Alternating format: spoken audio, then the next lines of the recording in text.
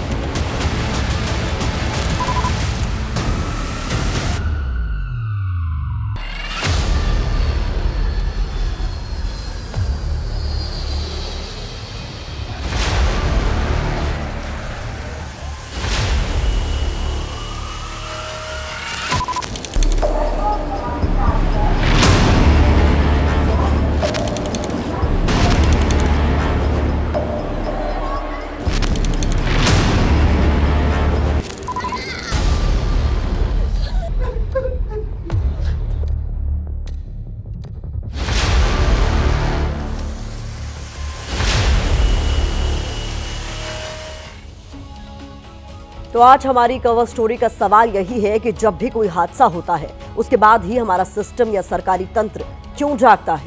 क्यों उसे इन हादसों से पहले बजने वाला अलर्ट अलार्म सुनाई नहीं देता? वो क्यों इन हादसों पर पहले ही अंकुश नहीं लगा पाता?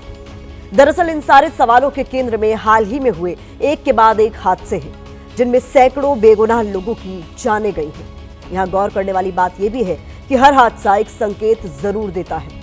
दुर्भाग्य ये है कि हम उस संकेत को समझ नहीं पाते या समझना नहीं चाहते। जैसे रविवार को केदारनाथ में हेलीकॉप्टर क्रैश हुआ क्योंकि जरूरी एसओपी का ध्यान नहीं रखा गया, जबकि यहां बार बार हादसे हो रहे हैं और संकेत दे रहे हैं। पुणे में इंद्रायणी नदी पर पुल गिरा क्योंकि पुल जर्जर हालत में था, हिल रहा था, लेकिन उसे गिराने का काम बार बार टल रहा था।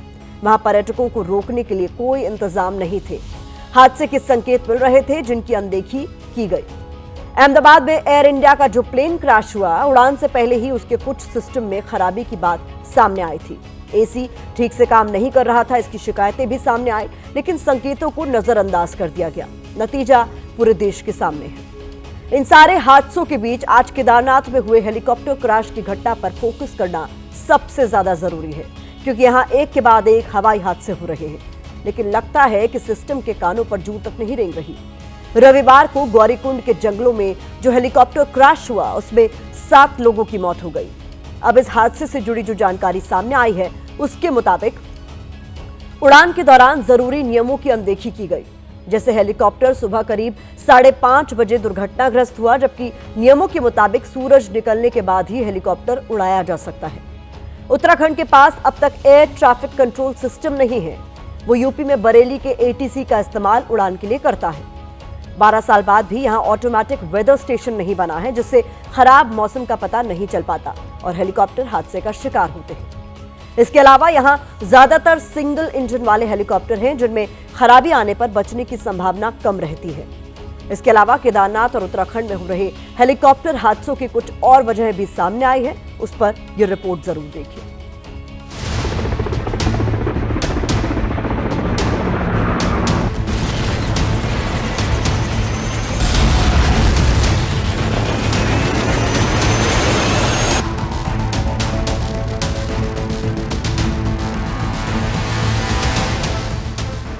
केदारनाथ में कभी खराब मौसम की वजह से हेलीकॉप्टर हवा से जमीन पर गिर जाता है, कभी खराबी के बाद हेलीकॉप्टर सड़क पर उतर जाता है, कभी एयर एम्बुलेंस की इमरजेंसी लैंडिंग करानी पड़ती है।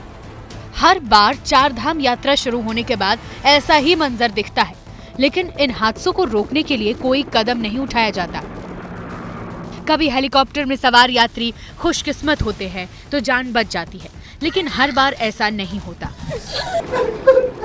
गौरीकुंड में जो हेलीकॉप्टर क्रैश हुआ उसमें सभी 7 लोगों की जान चली गई। अब उनके घरों में मातम पसरा है। अब सवाल ये है कि केदारनाथ और उत्तराखंड में बार बार हेलीकॉप्टर हादसे क्यों हो रहे हैं?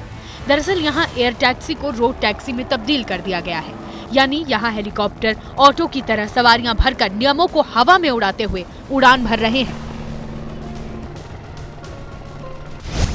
केदारनाथ धाम के लिए गुप्तकाशी, फाटा और सिसरी से हेलीकॉप्टर उड़ान भरते हैं। यहाँ कुल 14 हेलीपैड हैं। अब तक कुल 9 ऑपरेटर्स के हेलीकॉप्टर उड़ान भर रहे थे। एक ऑपरेटर एक दिन में लगभग 20 उड़ान भरता है। इस हिसाब से एक दिन में औसतन 180 हेलीकॉप्टर उड़ते हैं।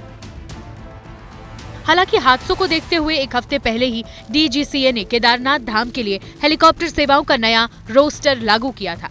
UCADA की CEO ने इसकी जानकारी दी है। हमारी 9 कंपनियां हैं और इनके स्लॉट्स डिफाइन होते हैं और स्लॉट्स में DGCA का जो सर्कुलर है उसी के हिसाब से वो स्लॉट्स हम DGCA को बता देते हैं। जब ये ऑपरेशंस होते हैं तो वेट के हिसाब से डिसाइड करते हैं। एक पर्टिकुलर वेट होता है जो ये ले जा सकते हैं, उसमें 3 भी हो सकते हैं और 5 भी हो सकते हैं। लेकिन हम अभी जो नया सर्कुलर आया था तो गुप्तकाशी की अगर बात करें तो गुप्तकाशी में ये था कि दिन में क्योंकि टेम्परेचर ज़्यादा होता है तो दे कैन कैरी ओनली 3 और 4 एज पर वेट एक डिफाइन हो गया था। और मॉर्निंग और इवनिंग में क्योंकि टेम्परेचर कम होता है तो ये इतने पैसेंजर ले जा सकते हैं। This is exactly as per DGCA circular जो हमारे पास आते हैं। इसके अलावा हादसों की दूसरी सबसे बड़ी वजह यहाँ ऑटोमेटिक वेदर स्टेशन का ना होना भी है। जून 2013 की आपदा के बाद केदार घाटी में ऑटोमेटिक वेदर स्टेशन बनाने की मांग उठी थी, लेकिन ये आज तक नहीं बन सका। ऐसे में यहाँ कब मौसम करवट लेता है, हेलीकॉप्टर्स उड़ाने वाले पायलट्स को पता नहीं चलता। जैसा रविवार के हादसे में हुआ, हेलीकॉप्टर अचानक घने कोहरे में खो गया। यही नहीं, उत्तराखंड के पास अपना एयर ट्रैफिक कंट्रोलर भी नहीं है। केदारनाथ घाटी और आसपास उड़ान भर रहे हेलीकॉप्टर यूपी में बरेली के ATC का इस्तेमाल करते हैं। कई बार कम्युनिकेशन में दिक्कतें आती हैं। नतीजा हादसों की शक्ल में सामने आता है।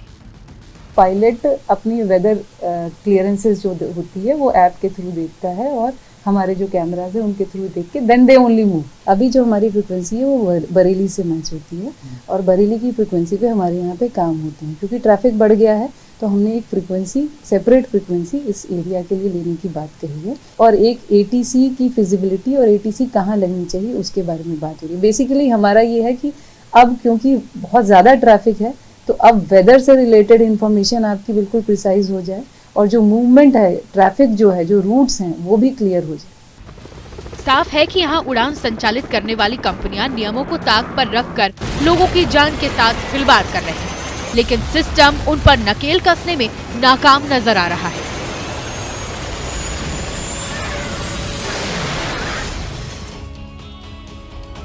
Uttarakhand civil aviation development authority की CEO के मुताबिक किसी भी हेलीकॉप्टर में यात्रियों और सामान का कुल वजन, हेलीकॉप्टर की मूवमेंट और पायलट ये तय करने की जिम्मेदारी directorate general of civil aviation यानी DGCA की होती है।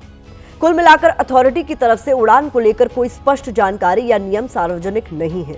इसको लेकर उड़ान भरने वालों के बीच कंफ्यूजन की स्थिति है जो हादसों की वजह बन रही है। जैसे एक हेलीकॉप्टर में अधिकतम कितने लोग सवार हो सकते हैं, इसको लेकर यात्रियों के बीच कंफ्यूजन है। ऐसे में होता यह है कि ज्यादा पैसा कमाने के लालच में और कई बार यात्रियों के दबाव में एविएशन कंपनियां 7-7 लोगों को एक हेलीकॉप्टर में सफर कराती हैं। इसके अलावा सिंगल इंजन वाले हेलीकॉप्टर हादसे की एक बड़ी वजह है, क्योंकि इसकी वजह से इंजन खराब होने की स्थिति में बचने की संभावना बेहद कम होती है। अब तक जो ज्यादातर घटनाएं हुई हैं वो सिंगल इंजन वाले हेलीकॉप्टर के साथ ही हुई हैं। यही नहीं, कोई हादसा होने पर अथॉरिटी ने जो नियम तय किए हैं उसके मुताबिक किसी भी दुर्घटना में Uttarakhand civil aviation development authority उत्तरदायी नहीं होती, बल्कि जिम्मेदारी एविएशन कंपनी की होती है। यहां भी एविएशन कंपनियां खेल करती हैं। सर्विस के लिए वो जो इंश्योरेंस कराती है उनमें हादसा होने पर कंपनियों की तो क्षतिपूर्ति हो जाती है, लेकिन पीड़ितों को कुछ भी नहीं मिलता। यानी केदारनाथ में उड़ रहे हेलीकॉप्टर किसी उड़ते ताबूत से कम नहीं है। कई बार ऐसा कहा जाता है कि हेलीकॉप्टर में हादसे में मारे जाने पर मुआवजा बहुत कम मिलता है, लेकिन यह याद रखना पड़ेगा कि हेलीकॉप्टर की जो इंश्योरेंस कंपनी है, जब वो हेलीकॉप्टर का और पैसेंजर्स का इंश्योरेंस करती है तो जो गाइडलाइंस हैं वो मिनिस्ट्री ऑफ सिविल एविएशन से आते हैं, DGCA यानी डायरेक्टर जनरल एविएशन से आते हैं। सबसे बड़ी बात है, भारत की जो इंश्योरेंस रेगुलेटरी अथॉरिटी है उससे आते हैं। इससे ज़्यादा अगर इंश्योरेंस कवरेज दी जाएगी तो हो सकता है कि हेलीकॉप्टर की जो ऑपरेटिंग कॉस्ट है वो बढ़ जाए और जो टूरिस्ट जाते हैं, पिलग्रिम जाते हैं, उनको पर ट्रिप और भी ज़्यादा हो सकता है 1.5 गुना टिकट का पैसा देना पड़े। सिंगल इंजन और डबल इंजन में फ़र्क ये है कि डबल इंजन जो है लिफ्ट करने के लिए बहुत अच्छा रहता है, पावर बहुत होती है, लेकिन ऐसा नहीं है कि दो इंजन में दोनों इंजन, एक इंजन बंद होगा दूसरा चलता रहेगा, ऐसा नहीं है। एक इंजन अगर बंद होगा तो दूसरा इंजन भी साथ ही में बंद हो जाता है, इसलिए हेलीकॉप्टर को उतारने में ज़रा सी मुश्किल तो आई जाती है। यहाँ आपको गौरीकुंड हादसे के बाद डीजीसीए की तरफ से जो नए दिशा निर्देश जारी किए हैं उनके बारे में भी जानकारी देना बेहद जरूरी है। इसके मुताबिक डीजीसीए चारधाम यात्रा पर संचालित होने वाली हेलीकॉप्टर उड़ानों की निगरानी बढ़ाएगा। लाइव कैमरा फीड के जरिए उड़ानों की मॉनिटरिंग की जाएगी। जरूरत पड़ी तो हेलीकॉप्टर ऑपरेशन में कटौती भी संभव है। सवाल यह है कि आखिर ये कदम पहले क्यों नहीं उठाए गए? क्यों इसके लिए इतने हादसों का इंतजार किया गया? अकेले केदारनाथ में हुए हेलीकॉप्टर हादसों की ही अगर हम बात करें तो 7 जून 2025 को सड़क पर हेलीकॉप्टर की इमरजेंसी लैंडिंग हुई। 17 मई 2025 को केदारनाथ में एयर एम्बुलेंस क्रैश हुई। 8 मई 2025 को उत्तरकाशी में हेलीकॉप्टर क्रैश हुआ जिसमें 6 लोगों की मौत हो गई। इसके अलावा 24 मई 2024 को हेलीकॉप्टर की आपातकालीन लैंडिंग हुई। केदारनाथ और उत्तराखंड की एयर सर्विस का अध्याय ऐसे तमाम हादसों से भरा पड़ा है। इससे यही लगता है कि हमारा सिस्टम ऐसे हादसों का अलार्म नहीं सुनता, वो तब जागता है जब एक नया हादसा हो जाता है।